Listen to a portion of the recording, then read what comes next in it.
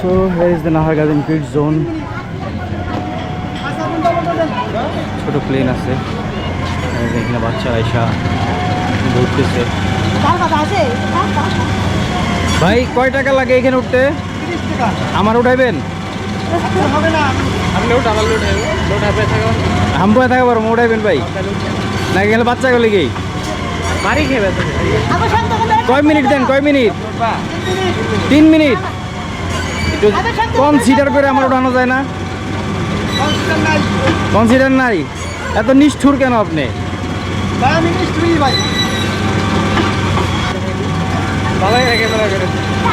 তাই এই জিনিস আর ওঠা যায় না।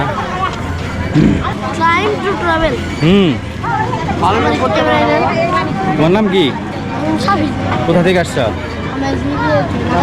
হ্যাঁ, রাজপাড়া। ভাই বড় রাজপাড়া বাড়ি? কার সাথে আসছো? আমার সাথে আসছে আমার ভাইগনা। আপনার ভাইগনা? আপনার বাড়ি কই তাহলে? রাজপাড়া।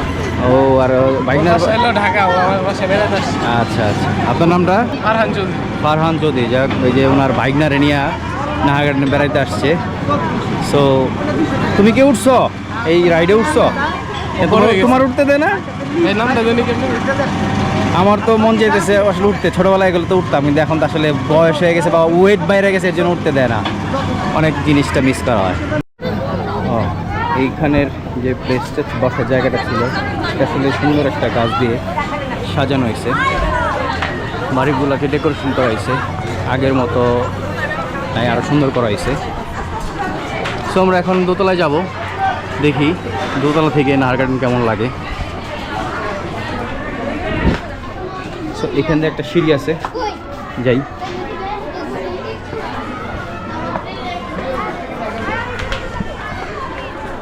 সো এই যে নাহারগার্ডেনের প্লেস।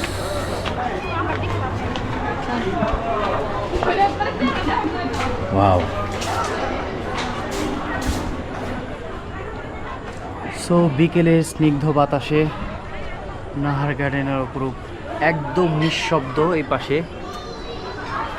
শহরের ঝঞ্ঝাট যারা পছন্দ করে না তারা এসে এখানে নিরিবিলি সময় কাটাতে পারেন। অসাধারণ। রেস্টুরেন্টের কোনো অংশ চালু হইতে পারে ভবিষ্যতে, কারণ এখানে সুন্দর বসার প্লেস তৈরি করা হয়েছে।